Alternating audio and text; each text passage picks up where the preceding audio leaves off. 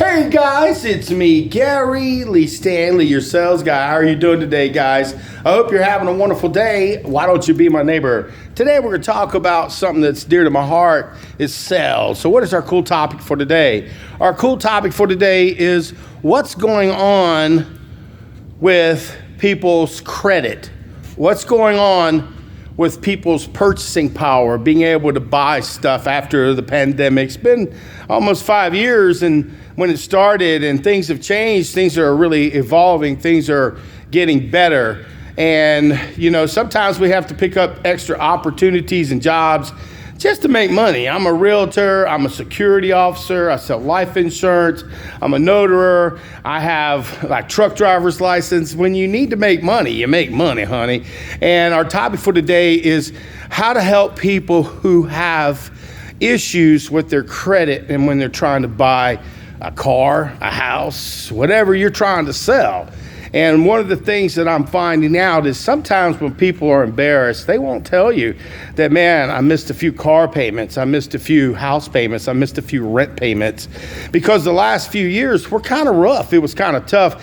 And I think that the market is rebounding. I'm seeing where price points on houses are dropping drastically, not like $5 or $10. I'm talking like $10, $20, $30, $40,000 over those pandemic prices that were inflated. That got a lot of people right now, they're probably upside down and they're trying to figure out how to survive, and they're also trying to figure out how to sell their house. They're trying to be able to learn how to figure out how to get out from being upside down. What upside down means is they owe more on the house than it's worth, just like a car. And in this regard, that's one thing about real estate. It ebbs and flows. It goes up and down, and the market changes. It can be volatile sometimes. I mean, you can lose your A, or there's times when you can make a whole lot of money. But when it comes to people's credit, what happens is sometimes, I was talking to this lady the other day, her significant other, and I've heard this the opposite direction too. My significant other, my wife. Well, what happened was with her husband, he didn't tell her, he had lost his job, and he was ashamed and he was embarrassed. And they had a nice, car. They had a nice little place they were living at, and they were wanting to buy a house in the future. And well, he ended up missing a few car payments, and that was on her car too. Now, it was so sad because he had lost his job and things were slowing down for him. And, we're a bunch of people who we think we're going to be okay. We are going to be okay. Credit is very important, but your state of mind is even more important. And what I would do is probably seek some credit counseling. Now, there are some services that'll want you to ruin the rest of your good credit, so that way they can figure out how to get you out of credit, and then you end up owing them money. And they also help with people who are struggling. But here's the thing, guys. Your good credit really matters. You need to contact your companies that you owe money to. Be honest with them. There are ways where they can help people who are having issues making their monthly installments on their homes or their apartments or their businesses or their cars. They'll come snatch it up or throw you out to the street, so you owe it to yourself to take charge before the circumstances happen. Now, I'm a realtor, so I get to talk with people. I was in finance for quite a while, and I got a chance to see people who had really low mortgages, but they were house, rich and money poor. That means they had a lot of house, but they didn't have much money to be able to pay their bills. And I ended up, trying to help them refinance, maybe organize some of that debt and be able to pay some of that debt off by refinancing and trying to get them into a different range to be able to help them. And some people, they want to sell their house or they want to buy a house. And then what happens is you don't want to go into foreclosure where you lose everything. You lose your mind, your soul, your money, your investment, your property, and it can be kind of overwhelming, guys. I've seen it, and it's not fair, but it happens even to the best of people. We're not perfect. We make mistakes. I myself, in the late 1999 and the early 2000, I had to, talk to somebody to help me with my financing, with my credit. Now, I kept my student loans. I always paid those off. And I also made sure that I kept my car. But back then, you could write off some of your credit card debt, but they don't offer that type of service now. Matter of fact, they want you to pay, if you possibly can, and pay it off. And that way, But for me, like I said, sometimes when you mess up your credit, I was talking to her, she said her credit was now 540 because they had gotten behind in their bills and everything. But see, here's the thing. It's not where you're at. It's where you want to be. It's not where you start. Yeah, sometimes we have to start over. Sometimes it takes time. And you're going to be renting from people. And when you rent, if you can get into the apartments or condos or houses because your credit's shot, good luck. Until you start taking charge of that and having the conversation. Maybe you're wanting to move into a house. So you need to have that conversation with your sales representative. Tell them what's going on.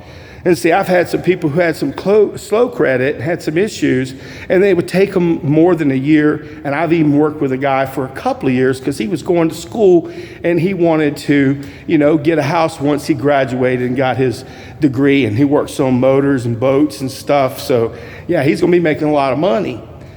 But the key thing here is you got to keep your good credit.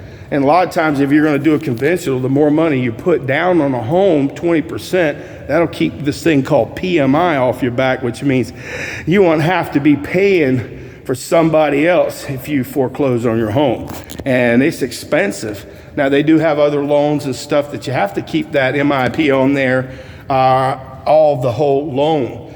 But for me, in this regard, I believe if you have a chance, just think about it. If you have an apartment and you're renting it and you're paying, let's say, a minimum of $1,000, that's $12,000 in 1 year. That's just over almost $50,000 in just a few years. So you're paying somebody else's note to be able to not have something that belongs to you, something that you don't own. And my simple job, guys, is just to let you know, people have issues. They're like tissues. They pop up. I've seen people who had 800 credit get all the way down in the 500s because, of bills, people getting sick, insurance, money, not being able to pay their mortgage, not being able to pay their taxes, not being able to pay their bills. And what it does to people, it drives them crazy. It frustrates them, and they feel like giving up. And some people do worse things than that. They do physical things to hurt themselves. Don't do that. There is a way out. It's one day at a time. You can't rush what you've already done. It's already been done. And if you have good credit, you need to keep that good credit. Pay your bills in advance. Pay them off before they're due. Now you're probably saying, how's that going to help me? Because you ain't got to worry about the money. I mean, literally, I had to reconsolidate some bills because, like I said, the last few years weren't real good.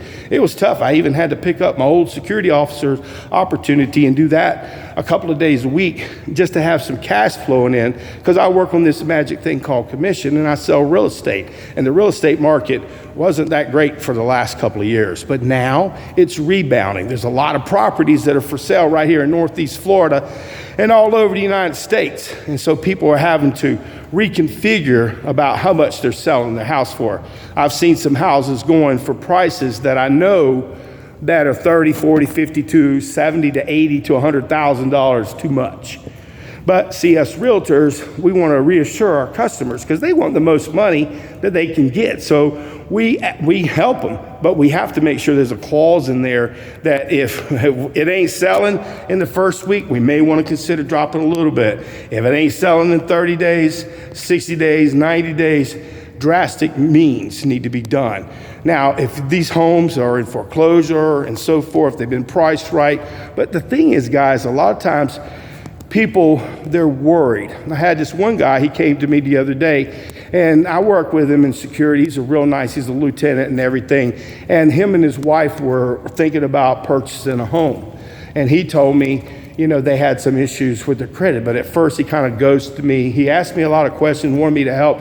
And then when I tried to help him, it was like he was embarrassed to tell me. But see, you can't be embarrassed. You can't save your ass and your face at the same time is what they always say. So if you're looking to purchase something, sometimes we have to live within our means. And that means we have to purchase things that are more affordable. Instead of getting a house that's $500, maybe get one that's $300,000. Instead of buying something that's $300,000, get something that's $220,000, $250,000. Living within your means, being able to pay the bill every month. Because if you miss a payment or two, it's really tough. It really is to be able to move out, to find something else. I mean, just to be able to sell it, it can drive you crazy. And in the climate that we're right now, I've seen properties on the market for over a year already. A year. I've seen some for 30 days. I've seen some for 90 days. And this is what I see on the MLS. This is this site that realtors are able to see the market and the prices and be able to offer and send out information to our customers. So our title and our topic for today is, please give me a thumbs up and please share my videos, is what do we do with people and dealing with people's credit, having to help them. We need to let them know it's okay. We all have issues. And if you've had some issues, it will take some time. One of the first things I would tell my customers, let's go ahead and find out what we can do to get you pre-qualified. And that's scary because they think, oh, I got to do all kinds of crazy stuff. No, generally, realtors and people who are in the finance business, mortgage people, they're going to go ahead and pull your good credit to find out where you are. And if you've got a good company, somebody you work with, I work with this killer guy named David Wakefield. He will actually tell you what you need to do, what steps. And for you to be able to get those steps and to follow that process, it's going to help you to be able to purchase the home of your dream. And it helps you in all other facets, because when you're ahead and you're not behind, not so house rich and be money poor, you want to spend your money wisely. Don't live like the Joneses. Live like the Joneses who got money in the bank, who saved their money, who doesn't just buy crap on a whim. We've been there. We've done that. In America, we've done so much of that we need to look at a different way. We need to live within our means. That means we buy stuff we can afford. We save for a rainy day. So if we lose our job or we lose our opportunity, we want to keep our good credit. So if we need to purchase another home or maybe have to rent an apartment because things are happening, we need to be able to be involved. You need to make sure that you show your children how to pay bills. Your significant other may say, oh, that's my wife's job. Oh, that's my husband's job. No. Nobody's guaranteed another day. When I was a young man, I was fortunate. Every month, my mom would pull out her checkbook, and she had a list of bills, and she would go step by step on the ledger and write these checks and show how much money she had. Because when you have 3 kids, I mean, it's tough. It's rough. I had one kid, and I raised him for 20 years by myself with God's help, and it was tough. But I can only imagine. But she showed me a gift. She showed me how to pay bills. She also showed me how to call people, because she was in a situation at one time where the marriage didn't work out. And the other person, they went wild and spent a lot of money. And my mom had to rebound and start her credit over and restart. So you can too. It really snowballs. At first, you go to your bank, ask them for a card where they can measure. They'll give you like $100 credit. They'll give you $200 or $300 credit on this credit card, and every month you want to pay that off. And I had to do that. That's how I reestablished my credit. And after a year, I got from a $300 credit card to $1,000, because every month I would pay my bills. I started being very serious about my credit, and you should always be that way too. And I ended up, within less than 2 years, having even more credit. Within a couple of years, 5 years, I was able to buy a house. 5 years may sound like a long time, but it's not. It's like that. But I had to rebuild, and I had to put myself in a situation. You got to keep your jobs, guys. You got to at least have a job for 2 years. They want to at least see you in the same field. They also want to make sure that they look at your bank accounts to see how your money's flowing. So keep your paperwork correctly. And if you're a salesperson, you need to have this conversation. Because remember, some people, they want to sell right now. Everybody does. I do. But in real estate, it takes 30 days, 60 days, sometimes a year. Sometimes it takes years. I'm working with a guy that I helped go to school, and now after 2 years, he's ready to start looking for a home. But I was one of the people that was nice to him, had conversations with him. We had credit questions. I asked him all kinds of questions. And I do this for people, because like I said, I may not be able to help somebody today, but see, I'm a real salesperson. I work on this magic thing called commission. I do open houses and things for free. I do a lot of stuff so I can try to capture people's information and be able to share what I do for a living. And that's what we should do. But we should also remember it's not always about us. We get this commission, yeah, but they get to keep the car. They get to keep the house. They got to pay the bills. So we don't want to put them in a bind. We want to put them in something and have a conversation about, well, you can go ahead and get that $500,000. This will be what your monthly installment, $3,000, a month, or you can buy this one for $250, and this one will run you probably around $2,000, $2,500. But see, what I'm saying, guys, is you got to have these hard conversations. You got to talk to people. And it's hard to talk to some people about money because sometimes they're embarrassed because they know they screwed up. And then you got some people, I got the best credit in the world. My credit's great and everything, but they don't never buy nothing. And then you got some people that are smart, just like me and you. They've ran through situations. They've had trouble. And now they've learned from it. So my name is Gary Lee Stanley. I am your sales guy. I am your real estate sales guy. And remember, guys, if you're becoming a salesperson, helping people get credit helps them to be able to purchase furniture, merchandise, credit cards. You want to get the warranties on it. You want service agreements, anything that you want to add. If they have financing, it's easier to offer this. And my name is Gary Lee Stanley. Today we had a wonderful conversation about selling and credit. We got to help people.